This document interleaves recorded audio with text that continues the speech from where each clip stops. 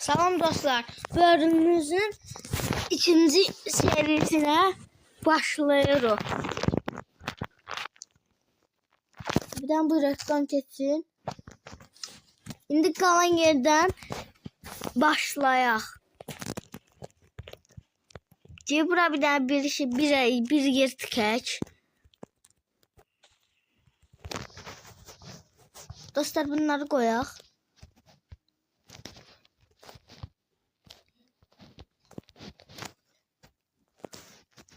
Bu sefer evimiz yaxşı olacaq. Birliği eləməyə çalışsam arkadaşlar. Bana göre olacaq.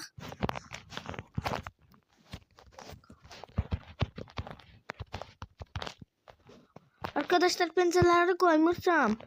Pencereler qalacaq hələlik.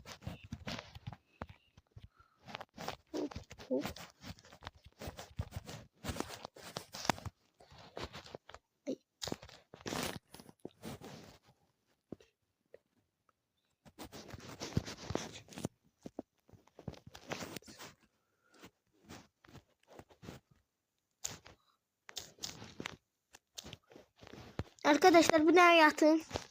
Çünkü gece oldu görebilmirəm.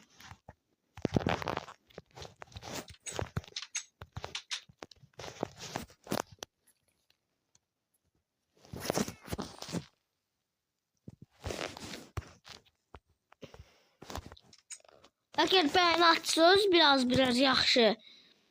Qalan yerdən serimizin davam edəcək. O videomda bəyəni atmamışdınız. Like atıp abone olmayı unutmayın. Hop.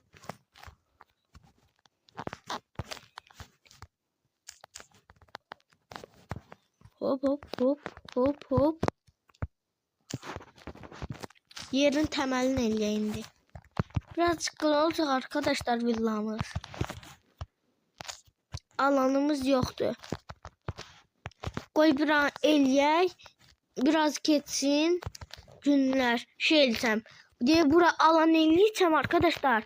Evler tikəcəyik təzədən. Qalan yerden.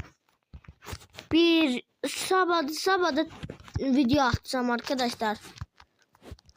Like atıp abone olmayı unutmayın.